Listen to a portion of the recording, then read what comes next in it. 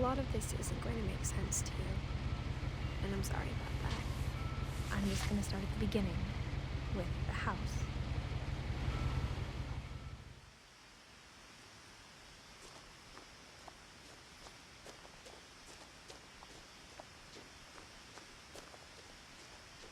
I lived here until I was 11, but I wasn't allowed inside half the rooms.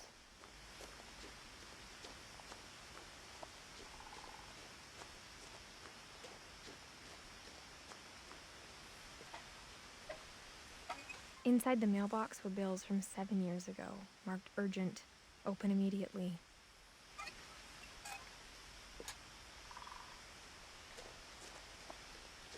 I hadn't been back since my brother Lewis's funeral.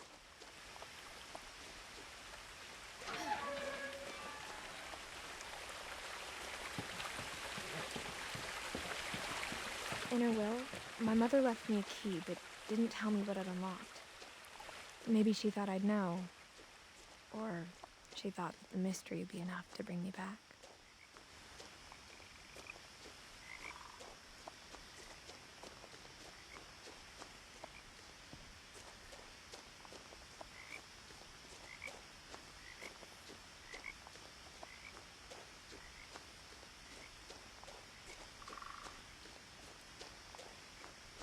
No one had driven this way in a long time, but I saw a few hoof prints.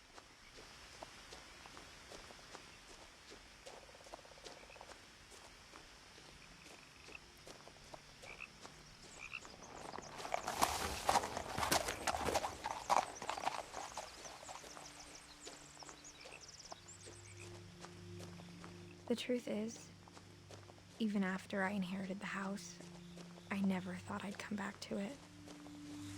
But now I had questions about my family that only the house knew the answers to.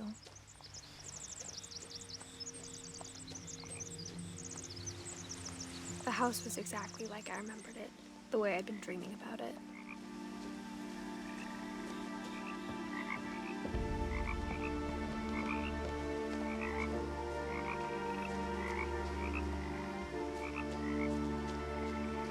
As a child, the house made me uncomfortable in a way I couldn't put into words.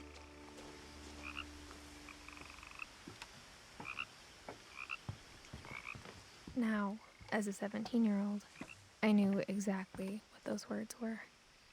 I was afraid of the house.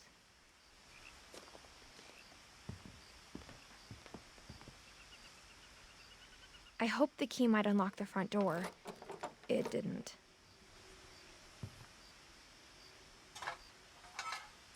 Looking in, I felt like the house itself had been waiting for me.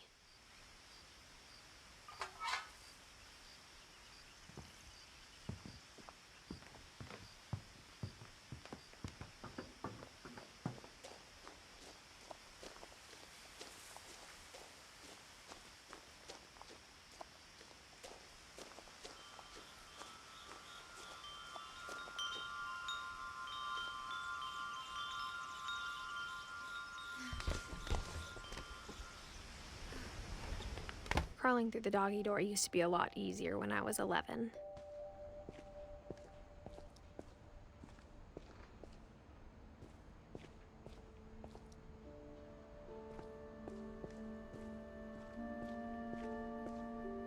The power had been turned off the night we left.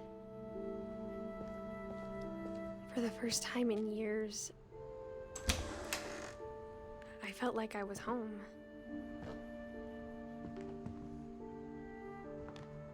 But instead of a family, there were just memories of one. Like how after Lewis started working at the cannery, we all got sick of eating salmon. Except our cat, Molly.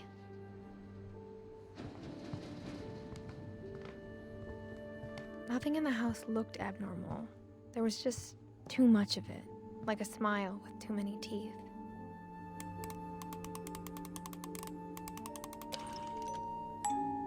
Great-Grandpa Sven built a music box for Barbara, along with the rest of the house. Mom always told me to stay out of the basement, so I wasn't too surprised when the key didn't fit.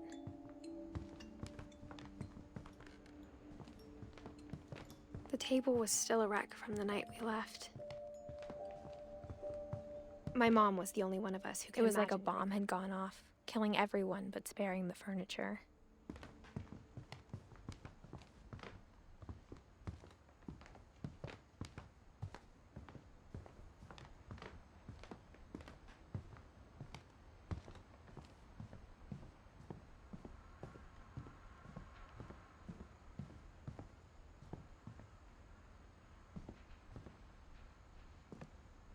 After Milton disappeared, Mom sealed up all the bedrooms.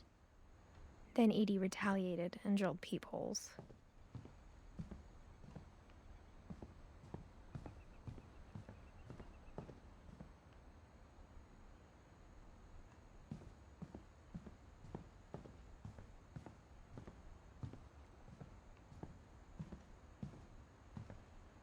I spent a lot of time playing in Great Uncle Walter's room. Lewis told me there were secret passages, but I never believed him.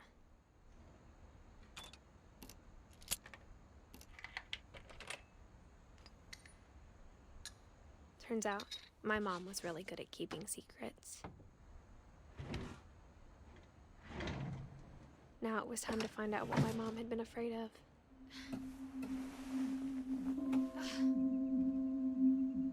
Reading this, maybe it sounds like I had a plan, but I had no idea what was behind that door.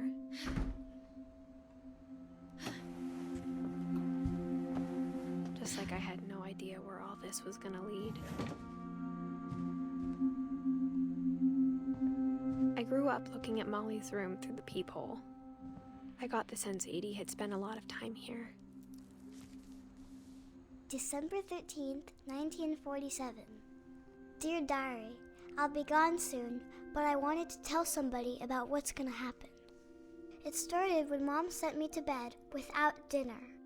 I woke up and I was starving, so I looked around for something to eat.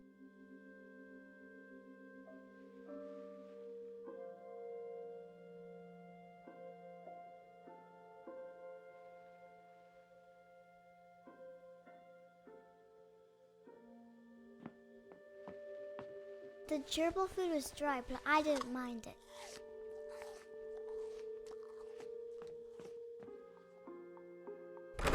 Mom, can I come out now?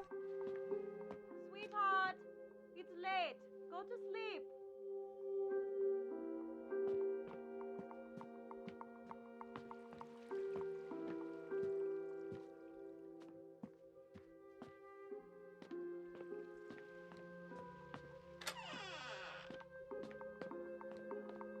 I kept eating and eating.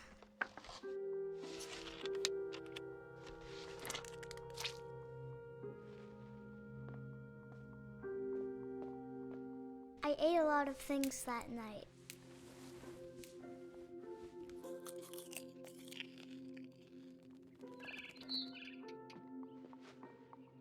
Then I heard chirping outside my window. It was a barn swallow going back to her nest. I reached out for her.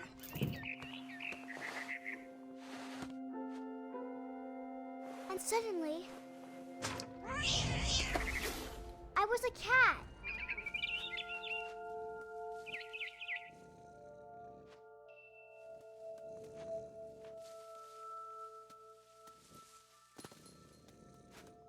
I tried to be quiet, but the bird was really scared.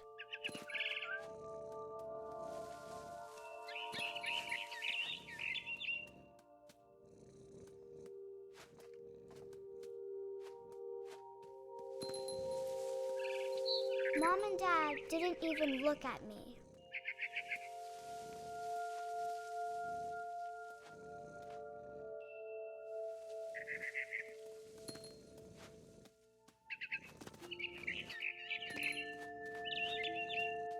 I jumped and I almost got her.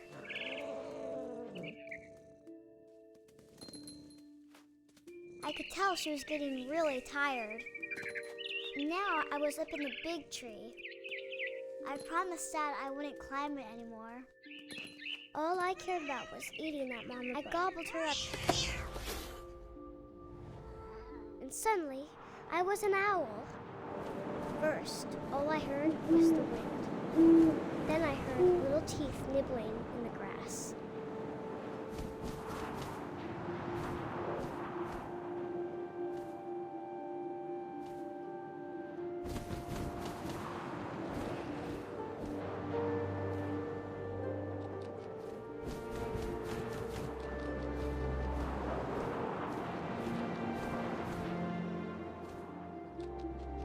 Rabbits.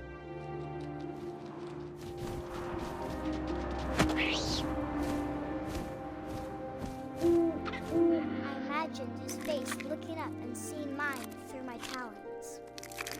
I swallowed him up, and I didn't chew one bit. Then I flew off to find something bigger.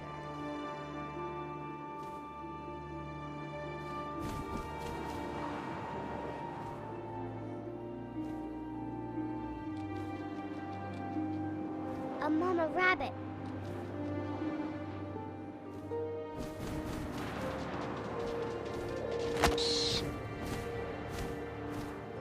She was almost too big to carry. I started choking, but I couldn't stop eating. And suddenly, I was a shark.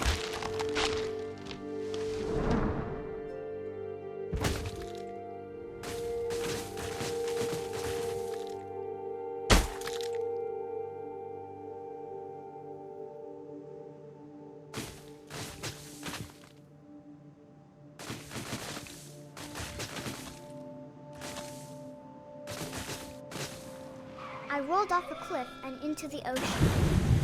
Now, I was hungrier than ever.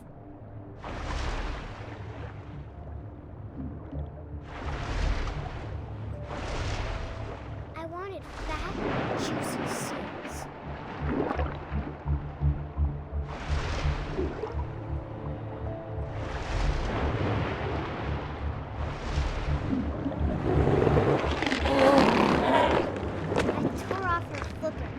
Tasted really good.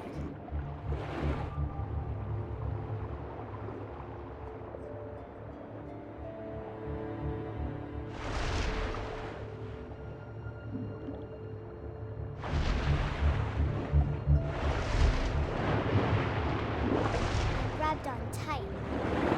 I was so hungry, I jumped out of the water. When I opened my eyes, everything had changed.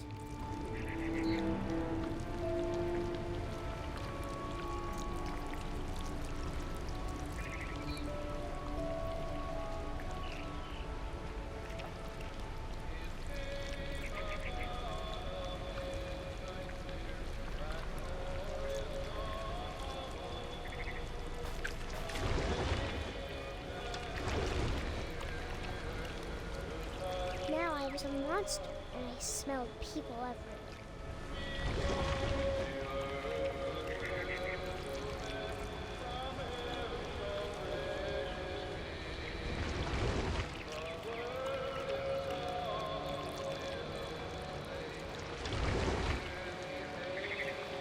I was big, but I moved real quiet.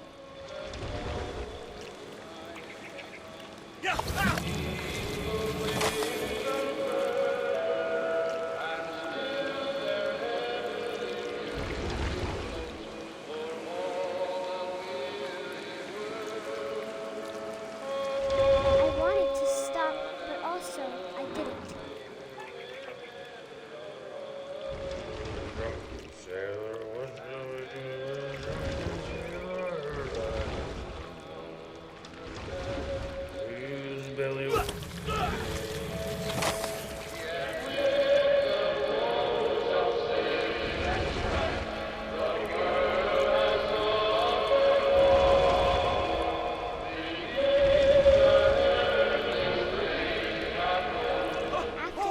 Passenger, I was still hungry.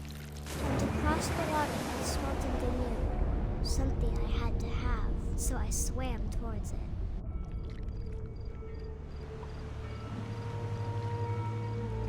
I slithered onto the sand, and the good smell went into an old pipe.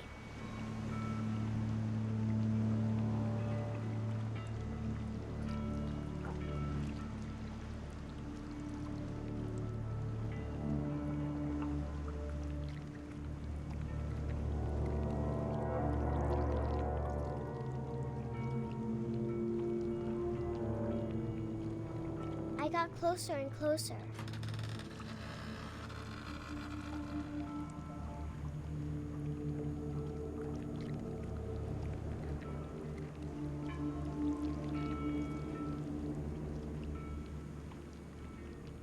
All of my stomach started growling.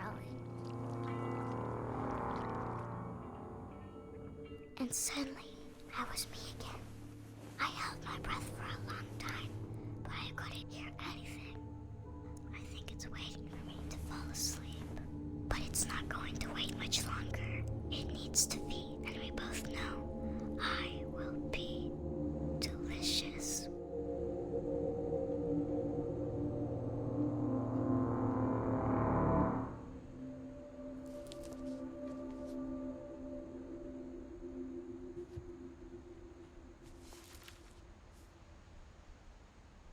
I'm not sure if I believed all of that, but I'm sure Edie would have.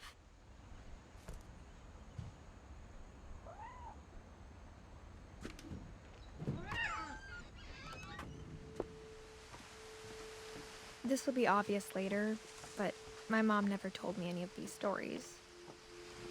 Edie would have, but Mom didn't like bringing up the past. Though, when we adopted a stray kitten, she was the one who named it Molly. I spent a lot of time in Great-Grandma Edie's room. Her room was like a museum.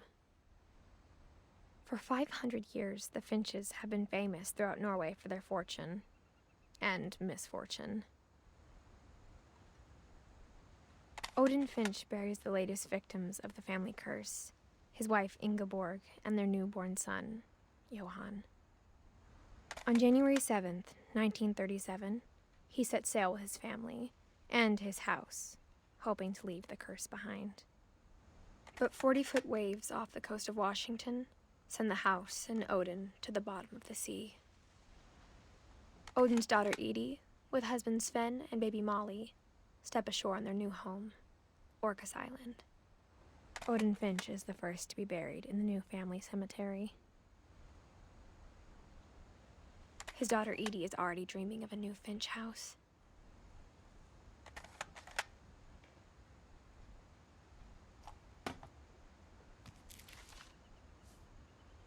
Whatever's wrong with this family, it goes back a long ways.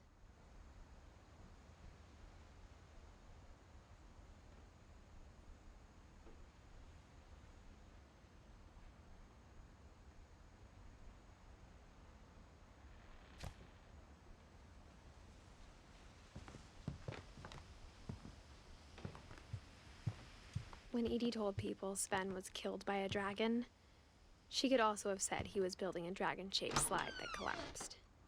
Even in her 90s, sometimes Edie seemed a lot younger than my mother. The only trace Grandpa Sam's first wife Kay left on the house was the pink bathroom.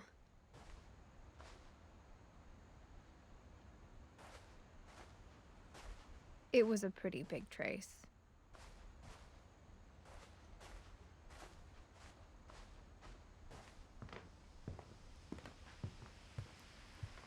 Edie gave a big interview about a mole man living under the Finch house.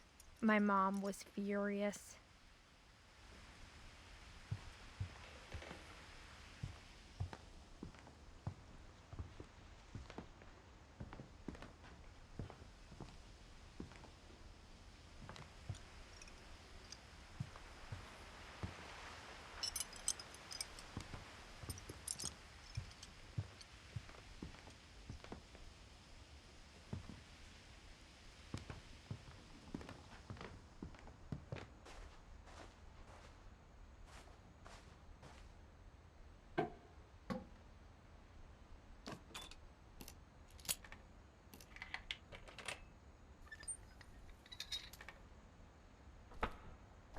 There's a secret in this bathroom.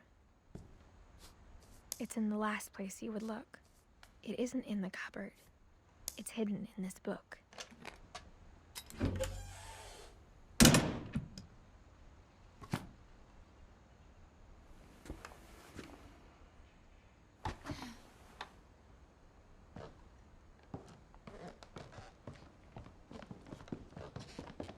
From the paintings on the wall, it was clear my brother Milton had been here before me.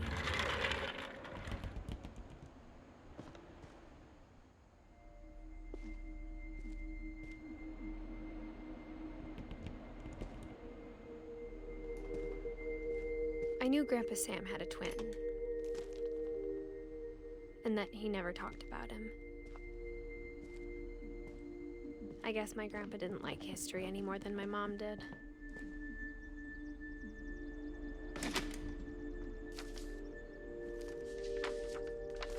How I Want to Remember My Brother by Sam Finch. The thing I remember is that when he made up his mind, that was it.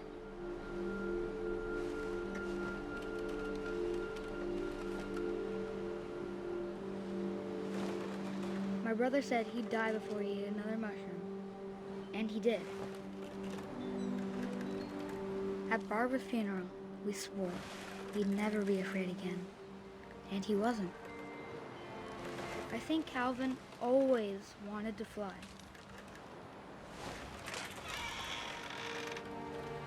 Sam! Calvin!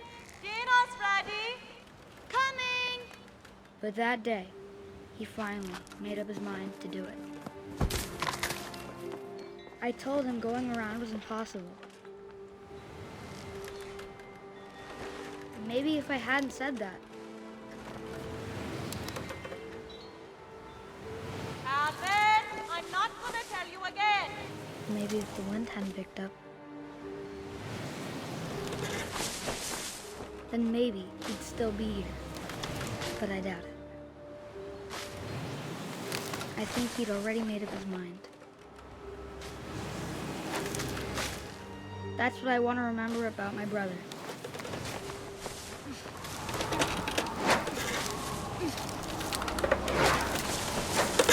The day he made up his mind to fly.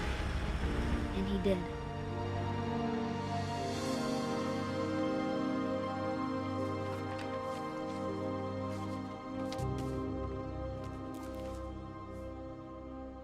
Calvin's story felt strangely familiar. When I was younger, I remember trying to do the exact same thing.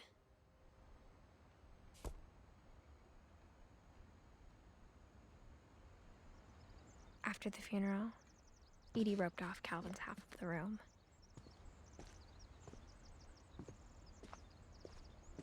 Mom said Grandpa Sam enlisted at 18 and never set foot in the room again.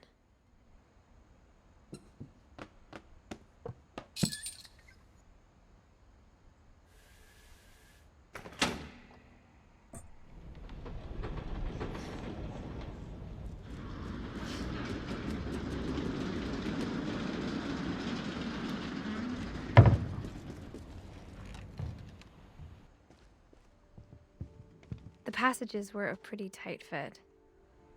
They'd obviously been built for smaller hands and bellies.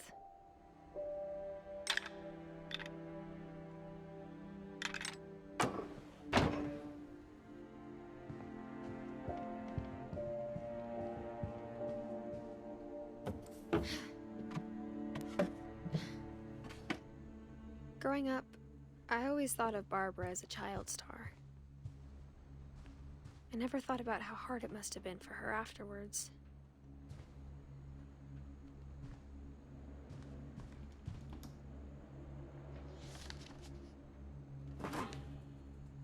Of all the stories people wrote about Barbara's death, I'm surprised Edie saved this one.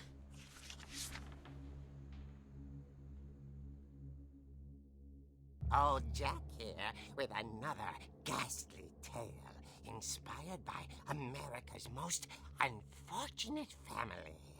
I'm calling it The Surprise Ending of Barbara Finch.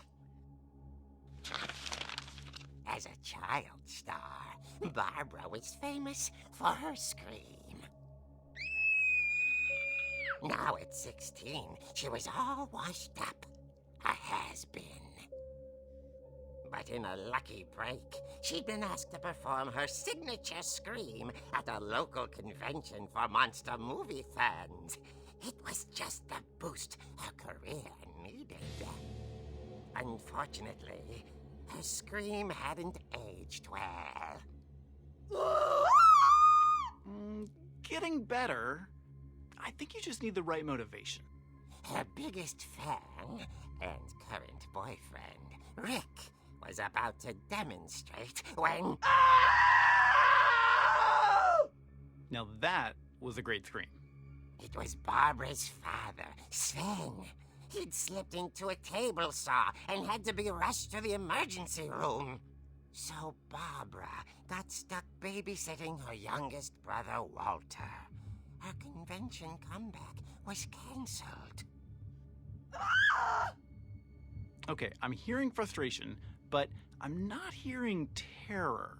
What if I tried... A gang of hoodlums in Halloween masks have been terrorizing Orcas Island tonight. Police are urging residents to... That came from the basement. You're right!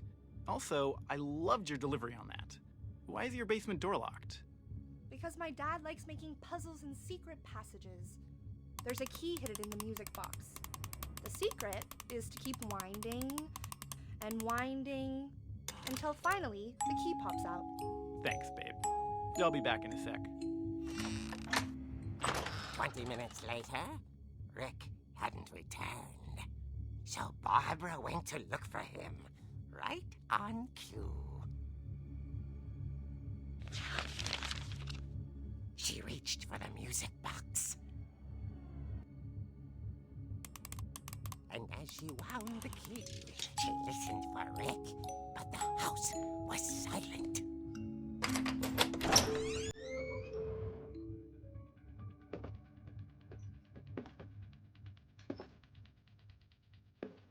She found Rick's crutch and imagined the worst.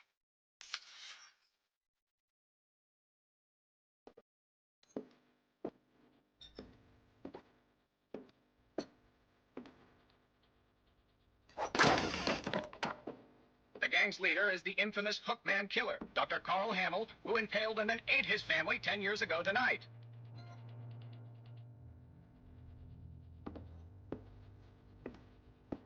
The old bitch rattled and grew still.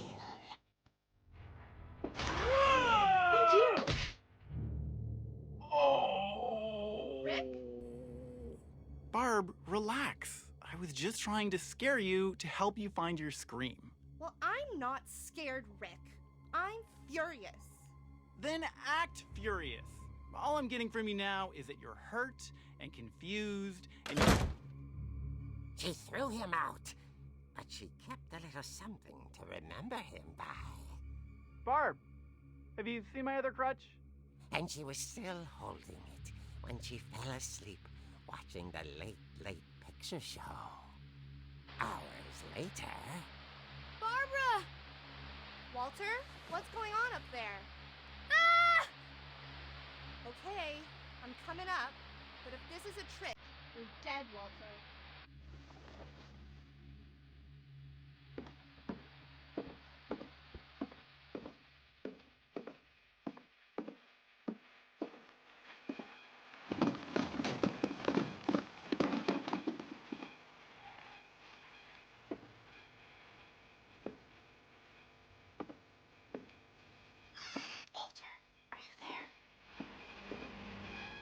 Walter vanished, but his bedside radio was still on. Orcas Island police described the man as 6 feet tall, with a steel hook for a hand. Residents are urged to lock all doors and windows and notify the police of any suspicious activity. Barbara turned, saw the bookman, and was speechless. He was quite smashing.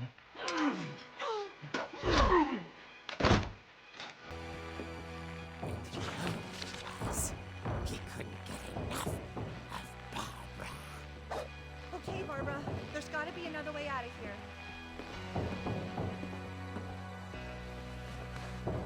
That night, she played her part beautifully.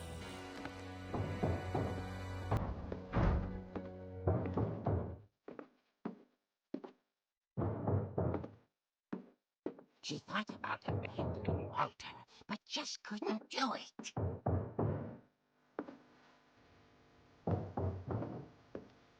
Holly Door and behold, in years, the hinges grow.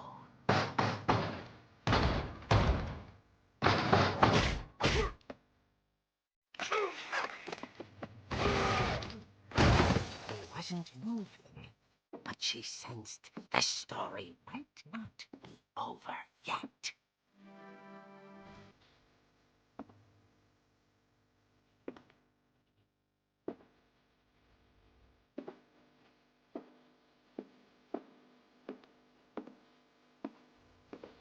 The hookman had vanished.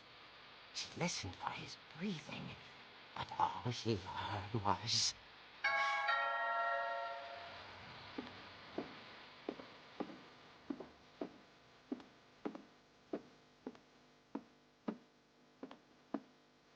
At the door, she heard whispering. It was coming from inside the house.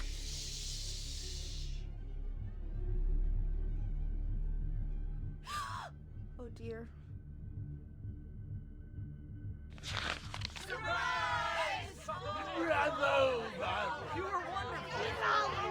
The monsters had come to surprise her. For Barbara, it was a dream come true. Then she saw what kind of monsters they were, and she realized what was about to happen. She was going to be famous. And with her final breath, Barbara Finch gave the performance of her life.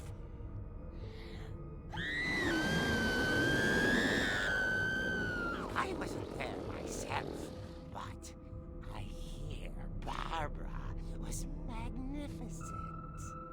Poor girl. She had a taste for stardom. But unfortunately, so did her fans. Of course, the police blamed it all on poor Rick, who disappeared the same night. And little Walter? Hiding under his bed the whole time. He took it all pretty hard, but that's another story.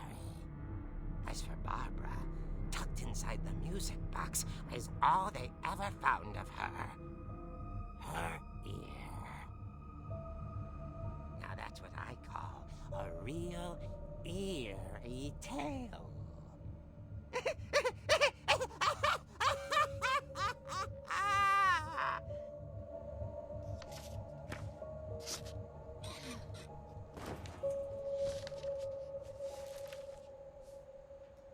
Edie told me all Barbara wanted was to be remembered, as absurd as that comic was. Maybe what Edie saw was a happy ending.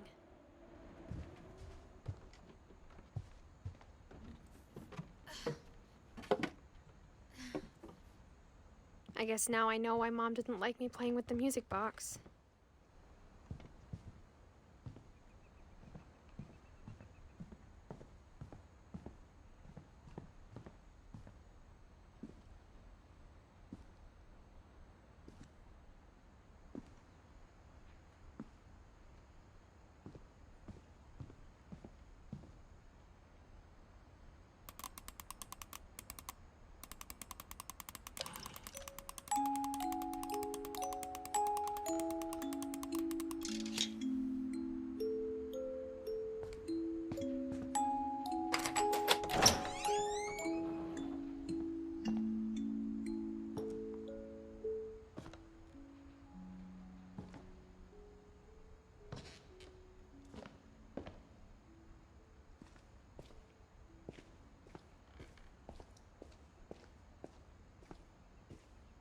Mom said the basement was off limits, unless I wanted another tetanus shot.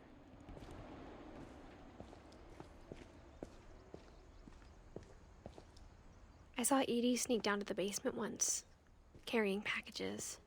I thought maybe she was hiding presents. It turned out she was hiding a lot more than that.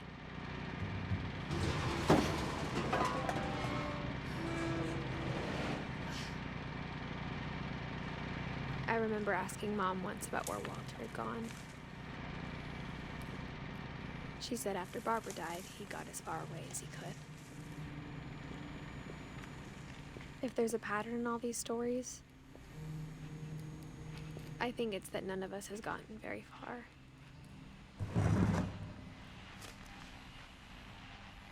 Goodbye, everyone. I can't believe I've been down here for 30 years. On that first day, after the shaking started, I didn't think I'd survive a week.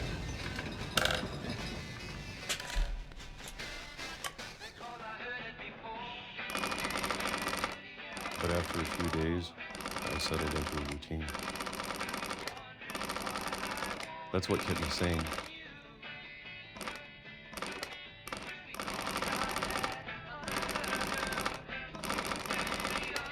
Having a schedule, living for today. I always expected to be dead tomorrow. But if you wait long enough, you get used to anything.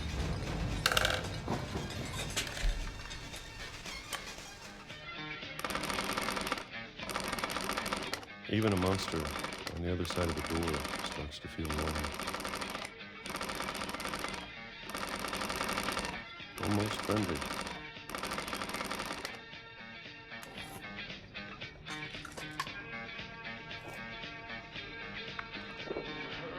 And then one day, everything just stopped. Whatever that thing was, it was gone. Maybe it got tired of waiting. Or maybe I just got tired of being afraid.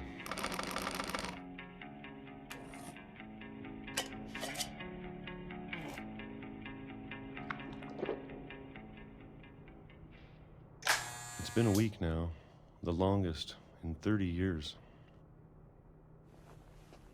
I'm done waiting. I have to leave while I still can.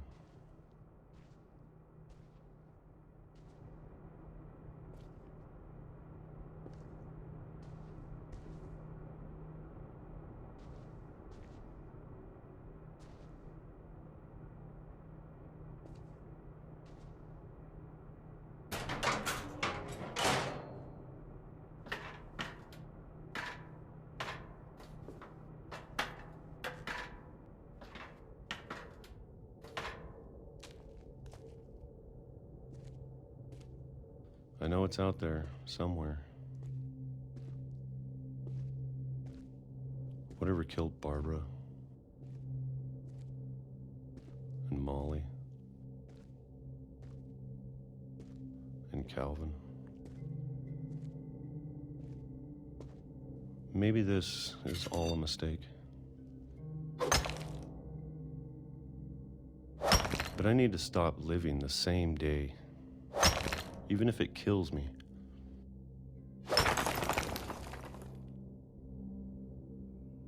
Whatever's out there, I want you to know I'm ready for it.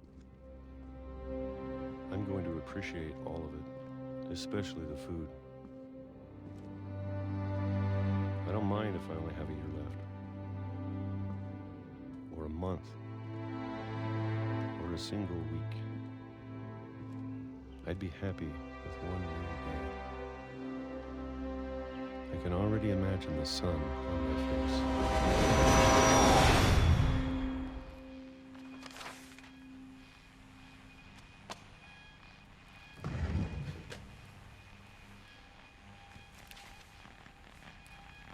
Walter died when I was 6.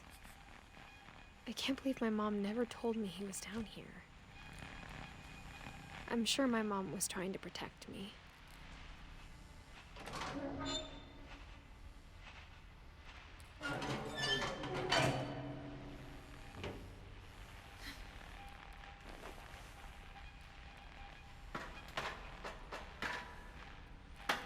Maybe she was afraid I'd end up like Walter.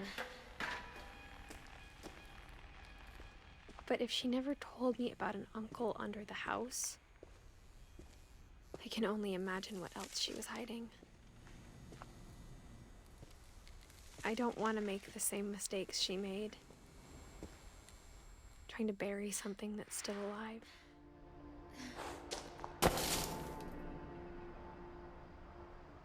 Now that there's only one of us left, or maybe 2, I thought it was time I heard the stories for myself and found out what happened to everyone else. But now I'm worried the stories themselves might be the problem.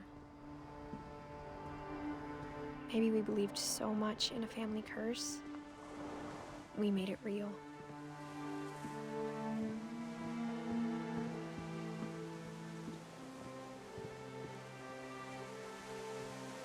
I don't know if I should even be writing this.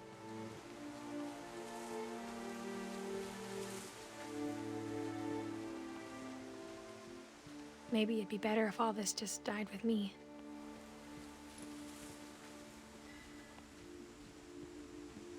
But I thought you should know about your family. And the history you're a part of.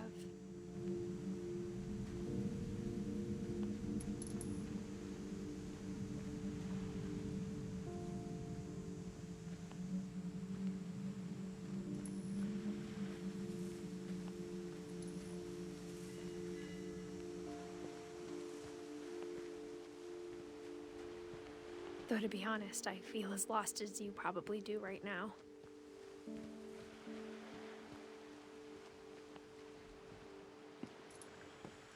I think the people in these stories believed them, for what that's worth.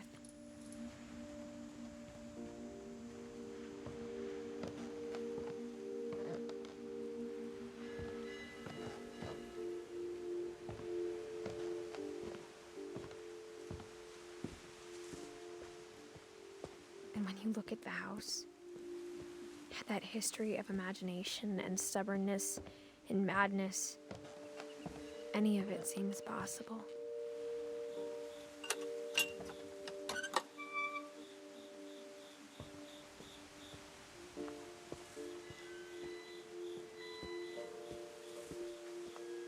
I think we've been surrounded by death for so long, we've just gotten used to it.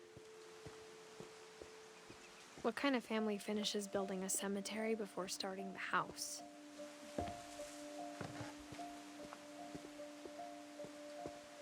It's embarrassing for me to admit this, but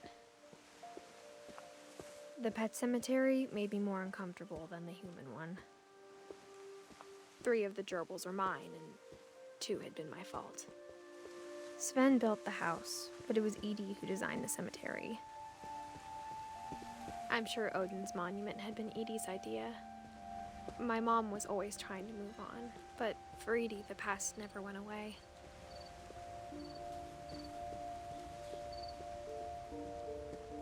She could see it poking out of the water at low tide.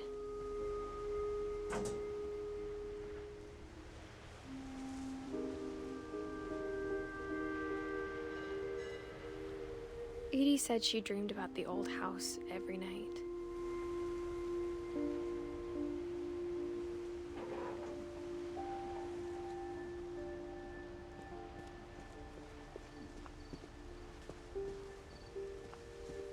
Edie's side was always easier for me to understand. But the older I get, the more I can see where my mom was coming from. She lost 2 of her brothers, just like I did. I get why she tried so hard to protect us. There's so many things I wish I could ask my mom now.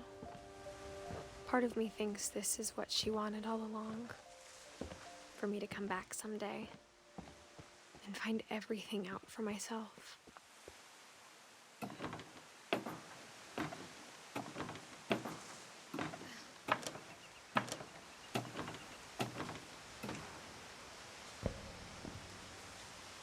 But looking back on it now, if she told me there was going to be so much climbing, I never would have come when I was 22 weeks pregnant.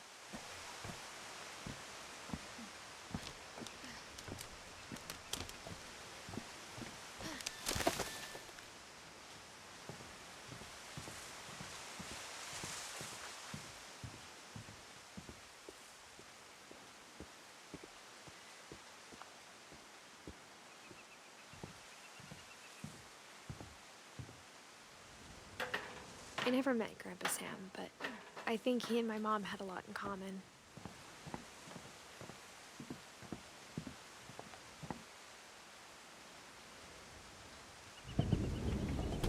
They were both pretty intense.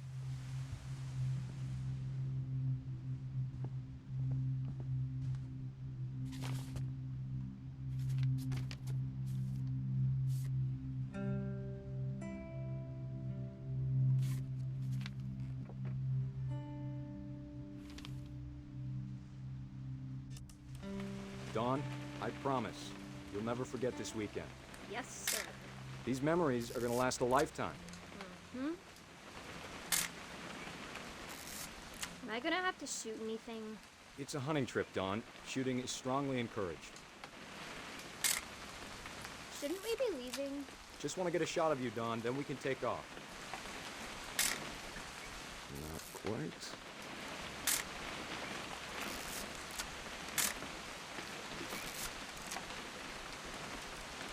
What? Perfect. It's gonna rain the whole weekend, isn't it? Please just take the damn picture. Hey, language.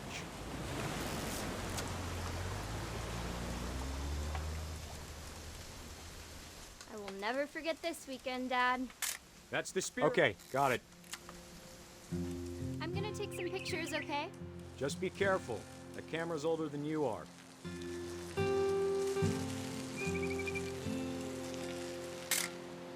Aw. You're right, Dad. It's starting to clear up. Still freezing, though.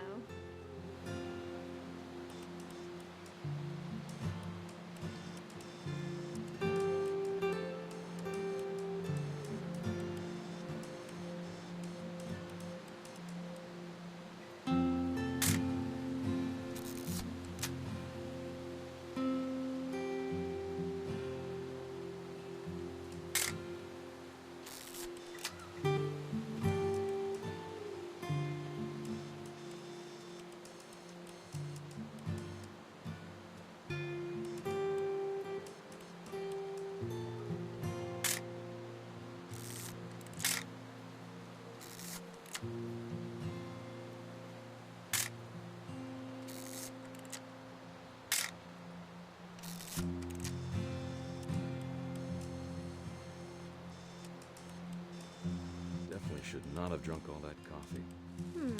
Hey! That's a keeper. Hold still while I take a picture of you. I'm just saying, I'm not always gonna be here, Dawn. You'll need to remember this stuff, if you want to survive. I'll be fine, Dad. You know who else thought he was gonna be fine?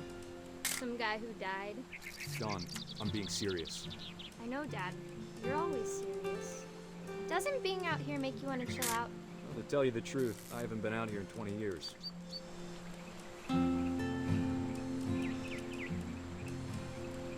Dad! Good eyes, Dawn. Before you take the shot, let me get a picture of it. Dad, I... Let me get behind you. Do I have to do this? Dawn, you don't have to do anything. But if you want to survive, you'll need to... Great shot, Dawn!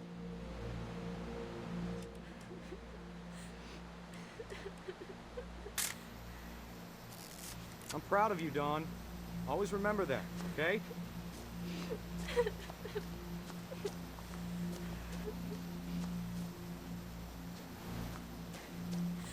Dad, it's twitching. I think That's it's totally normal, Dawn. Just focus on the camera. Try not to think about... Dad!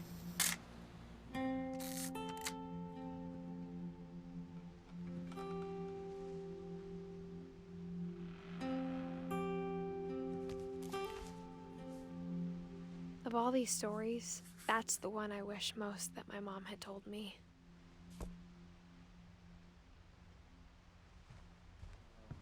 Instead of hiding from death, Sam seemed to go out of his way to meet it.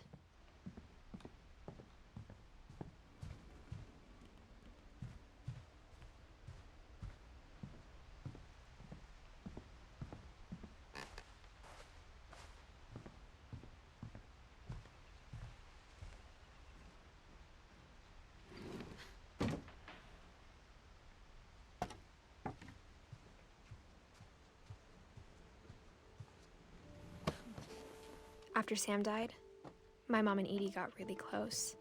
They'd both lost a lot.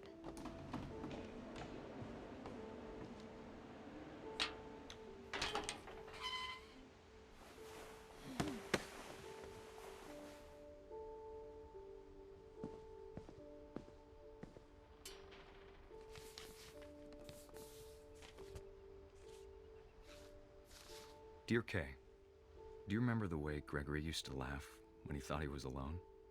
Like something funny was happening, but only he could see it. I think he saw things the rest of us don't.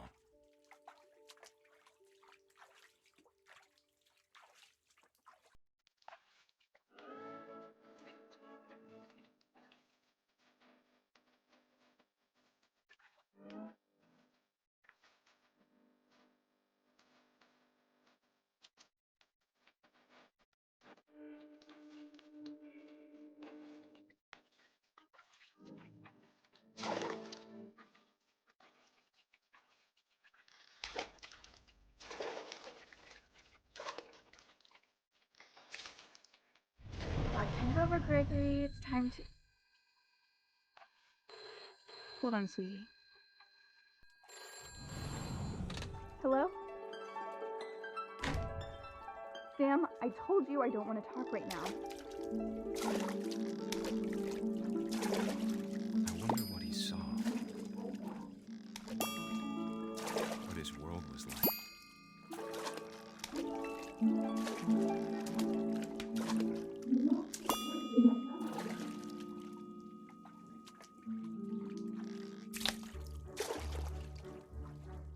It reminded me so much of Calvin. Lost in his imagination. Whatever it was he saw, it sure made him happy.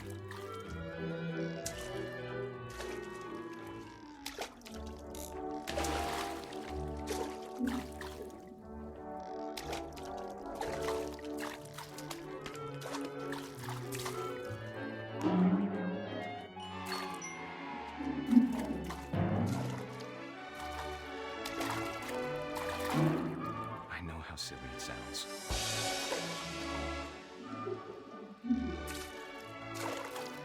But I worried about a baby being too happy.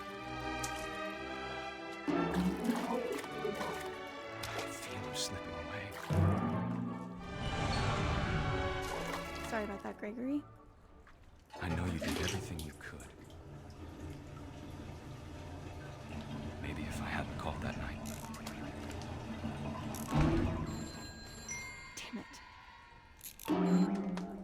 Hold on, I don't want to... I wish he could have told us about the world he saw.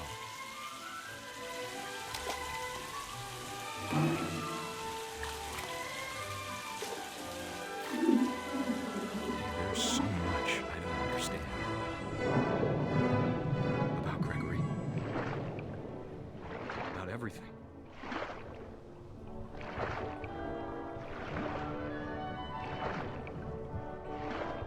But I know what happened wasn't your fault.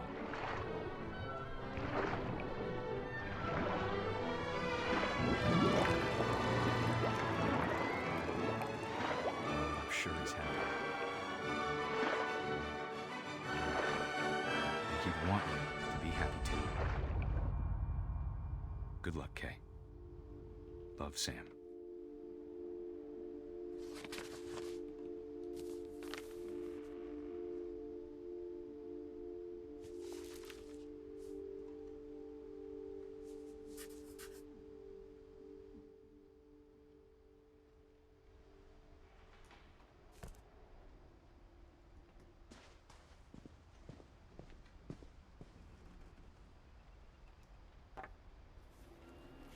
A poem for Gus, who always said the wedding was a bad idea. Our father never hit us kids, at least not very hard, before the day my brother said with teenage disregard that he'd be dead before he'd see a wedding in our yard.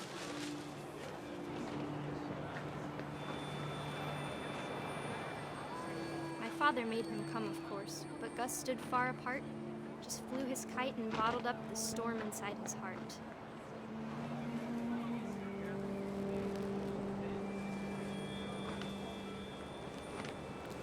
tried to talk him out of it, but though he'd never met her, we don't need a stepmom, were the words that I now pronounce you husband and wife.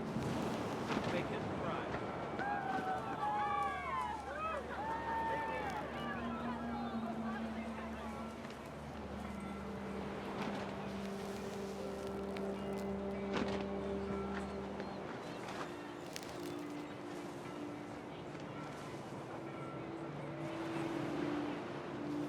When the time for photos came, Dad ordered him to Come here.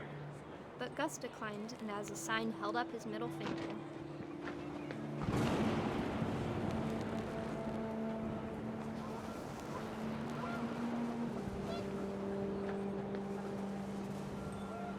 The wind picked up, and panicked geese appeared and quickly went. But all the humans did that day was go inside the tent.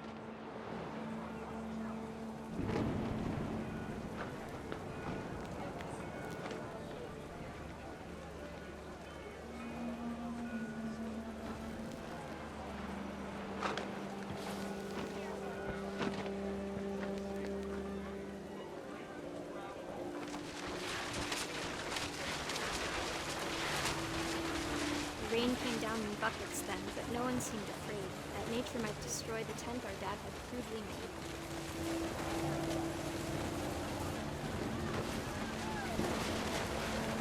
The thunder sounded much too close and full of angry power. And all my father said to this was, "Make the music louder."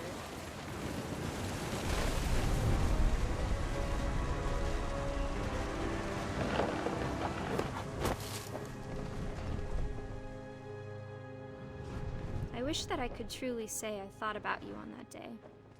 Out there on the beach alone, just you, the wind, the sea, and foam. But I didn't. Until we found you. I can't imagine my mom ever writing poetry, and yet...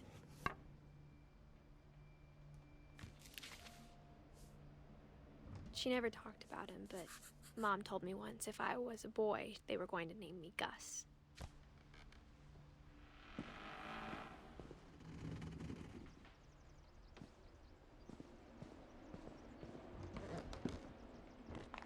My mom moved up to the loft after her brothers died. At the time, it was as far away as she could get.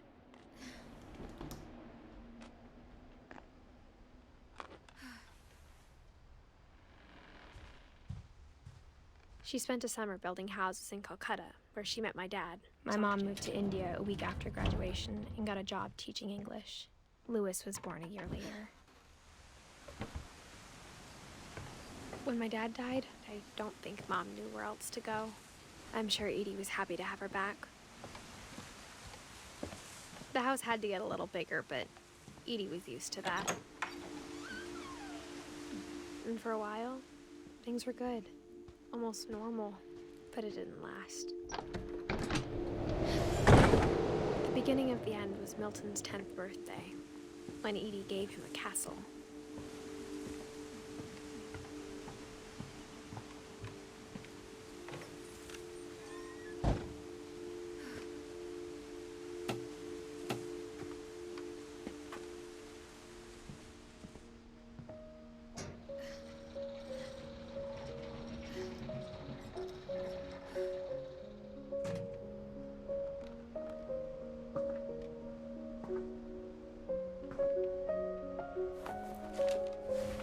Milton Finch in The Magic Paintbrush.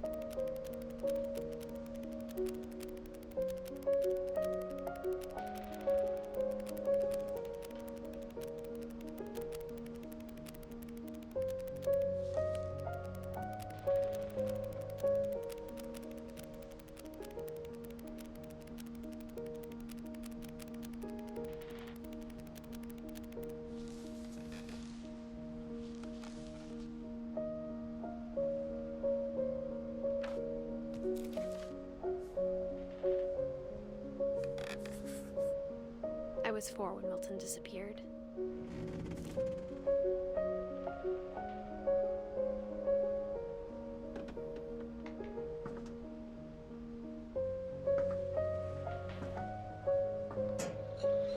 Mom spent months searching for my brother. Then she sealed the doors.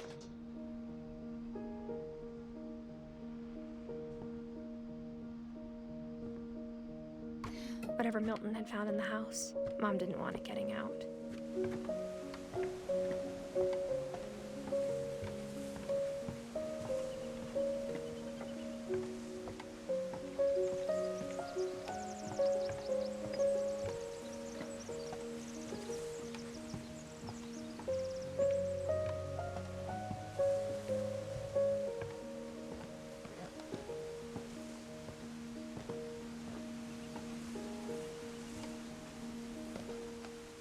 Mom definitely blamed Edie, but I think Louis blamed himself. After he graduated, he just spent more and more time in his room, until Mom got him a job at the cannery.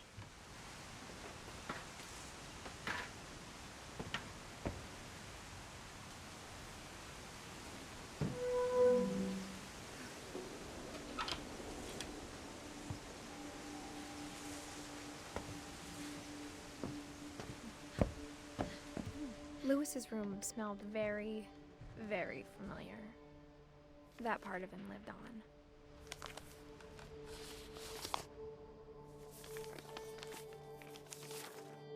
Dear Mrs. Finch, as Louis's psychiatrist, I can understand your desire for an explanation. As I see it, the trouble began in January, shortly after we convinced your son to seek treatment for substance abuse. Newly sober, I believe Louis first noticed the monotony of his daily life.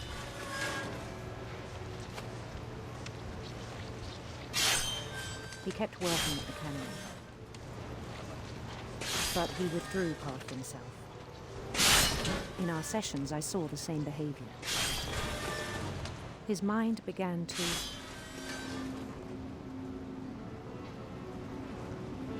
wander.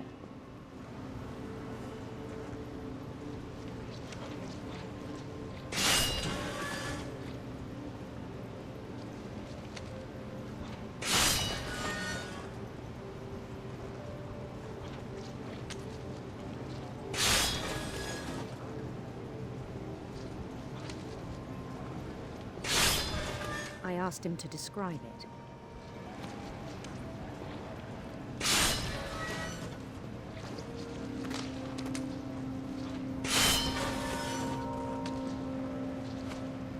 He said he started small, imagining a labyrinth. He'd feel his way about. Then something moved. Bats. And toads.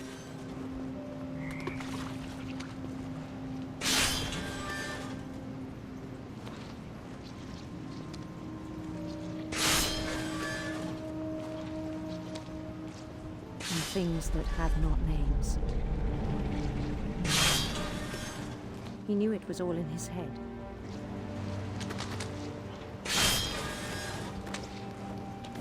But he took it very seriously. I had hoped he'd find himself.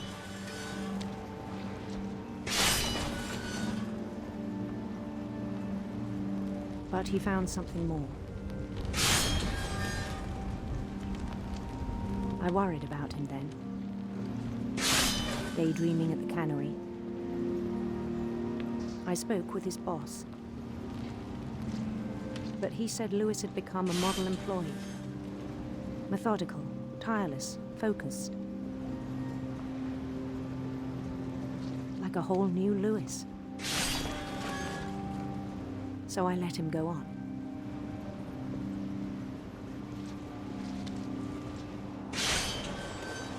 I even encouraged him. It seemed very promising at first. He told me he'd made a new friend.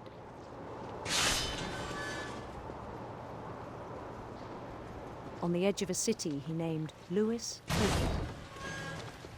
He built the city up slowly, brick by brick.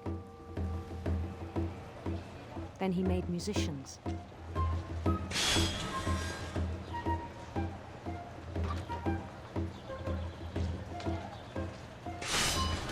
And songs for them to play.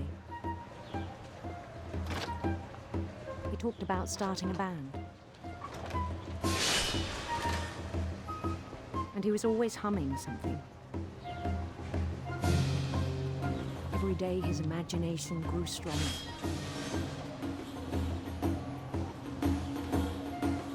He no longer spoke at the cannery. But his chopping was as reliable as ever. Then one day it struck him that all the cheering crowds, even the stones under his feet, were all in his imagination, so he could do whatever he wished.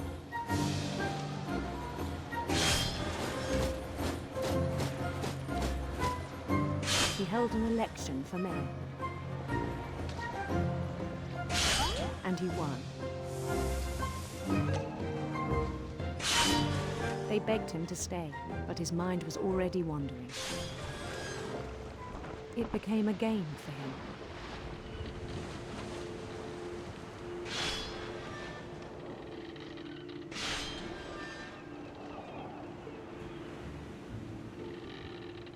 He'd conquer a city, then immediately push on.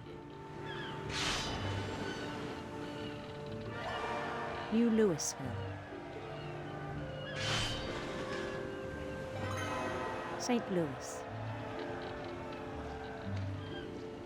He started drifting away from our reality.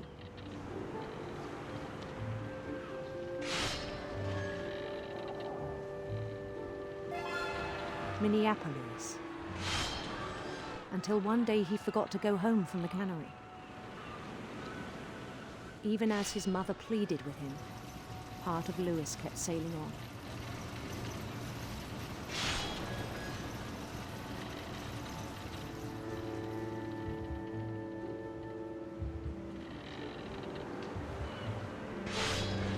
In Louisburg, he heard rumors of a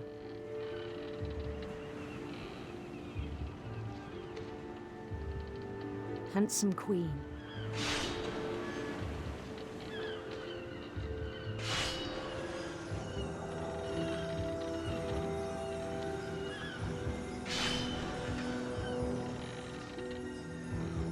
The queen was on her own quest for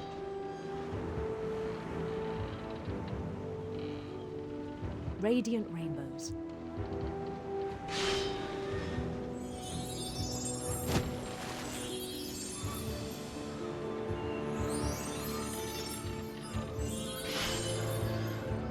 He followed the sound of her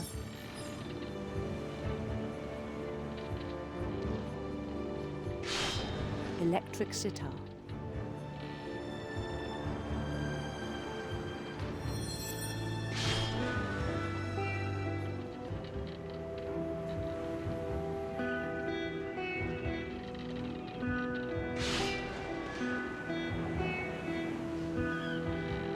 His chase led him to a golden palace east of the sun and west of the moon. Even then, his logic remained sound. He knew the world was all in his imagination.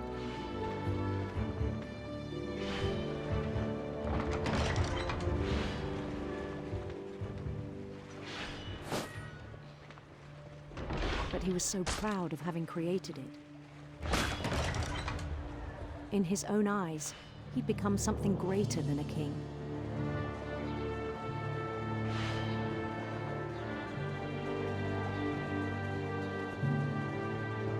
For someone who'd never known success in the real world, I think it was overwhelming.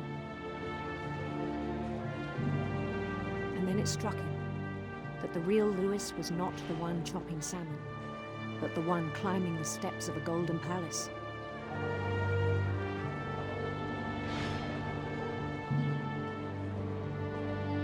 My imagination is as real as my body, he told me. It was hard to argue with him.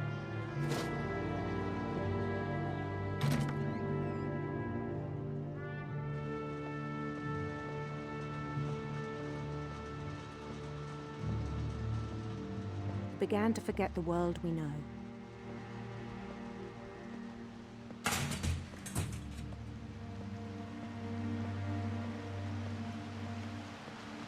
I think it pained him to remember Lewis, the cannery worker.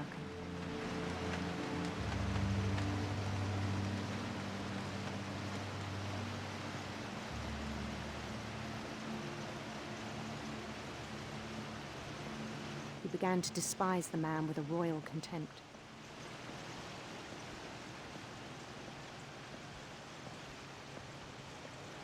I still thought I could save him. Even after he said he was being crowned king over all the lands of wonder. The palace would be packed with his companions.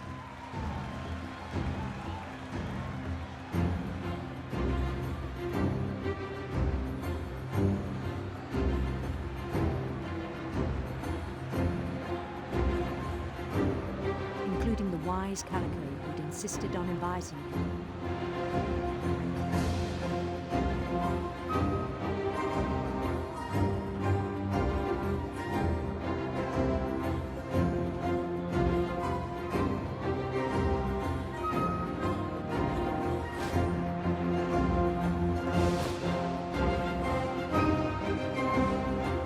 His queen waited, holding his crown.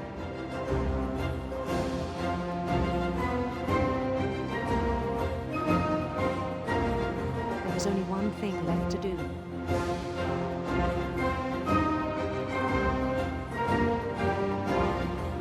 Bend down his head.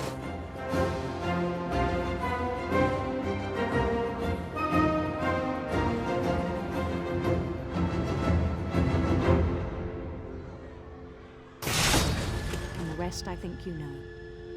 Mrs. Finch, your son was a kind man who will be missed by all of us who knew him.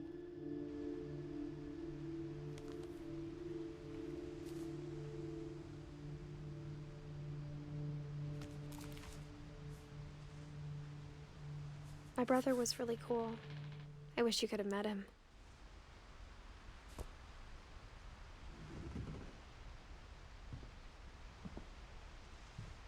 Lewis and I spent a lot of time playing games together, but he was surprisingly bad at them. He died a lot.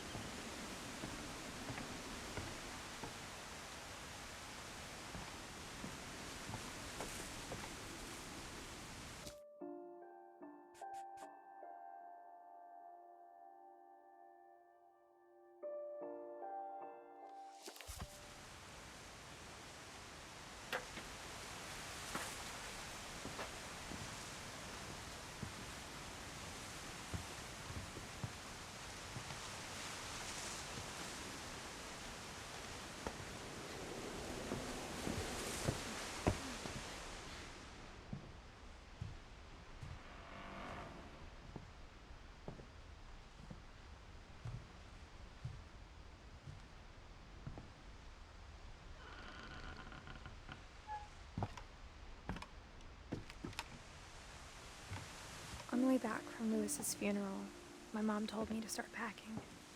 She waited until the day before we left to tell Edie. I'm not sure if she wanted to make it easier or harder. I wish we'd stayed. But I understand why we left.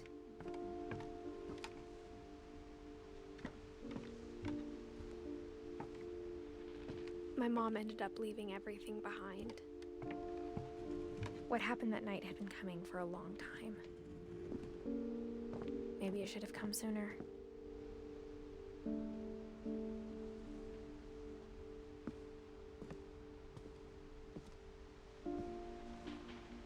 But it had to end one way or another. All that's left now is to tell you about that last night.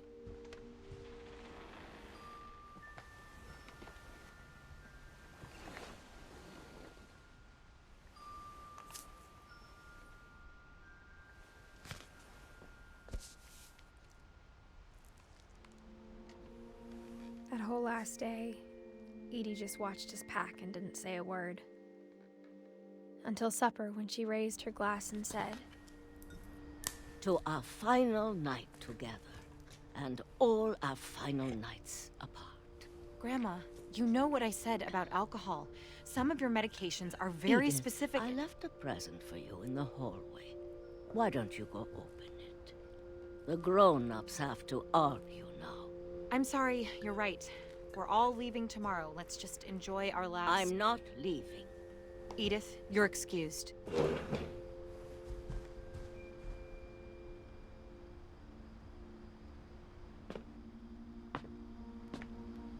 The power had been shut off that morning, but Edie always had plenty of candles. When my mom sealed the library, I don't think she knew about the other entrance. Or that Edie had a key to it.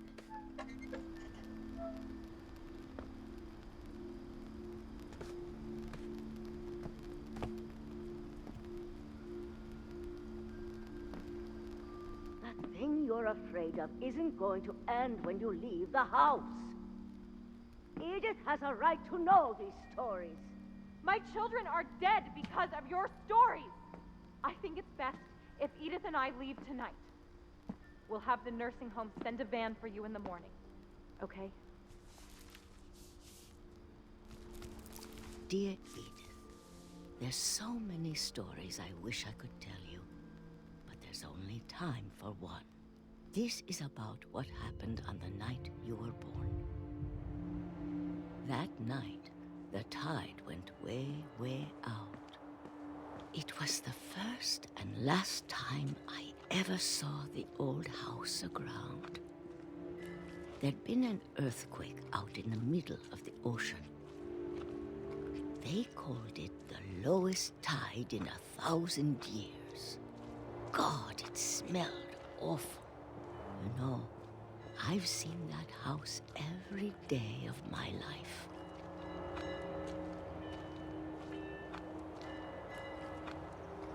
But I never thought I'd go back to it. When the fog rolled in, I lost my way.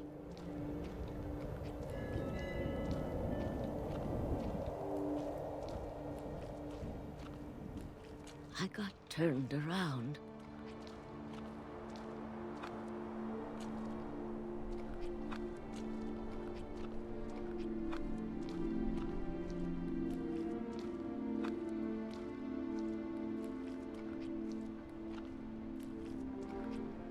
For a while, I wandered.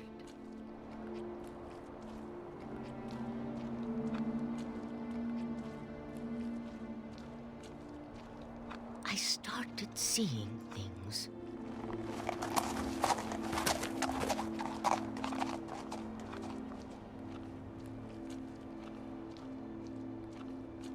Things I'd forgotten had ever existed.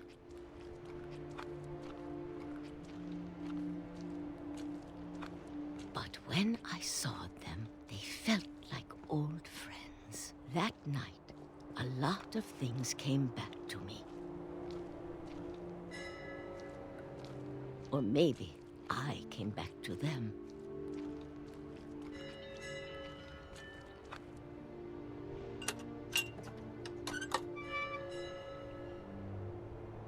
Things I can't explain, but that I need you to try and... Edith, what are you doing in here? It's mine. Edith! Mom, you're gonna rip it! Let go! I kicked and screamed, but Mom dragged me to the car.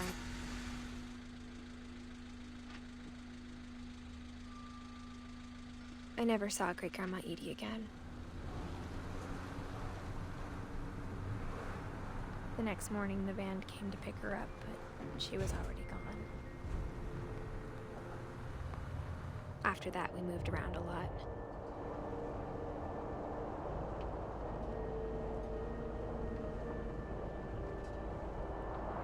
We both tried to make the best of it.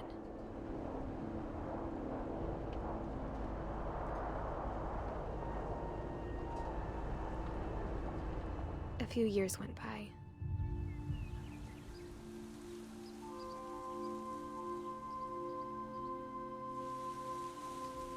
My mom didn't like to talk about it, but she started getting sick a lot. The rest happened pretty quickly. She got better for a while, and then she didn't. And then I was alone.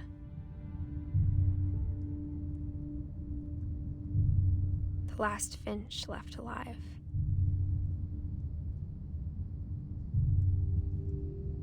Until I found out about you.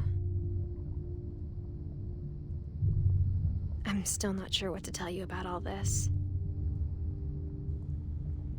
If we lived forever, maybe we'd have time to understand things. But as it is, I think the best we can do is try to open our eyes. And appreciate how strange and brief all of this is. This journal was supposed to be for you. But now I hope you'll never see it. I just want to meet you and tell you all these stories myself. But I guess if you're reading this now, things didn't work out that way.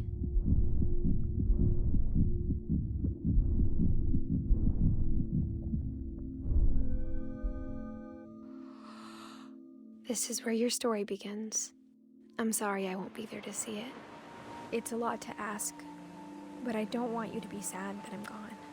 I want you to be amazed that any of us ever had a chance to be here at all. Good luck.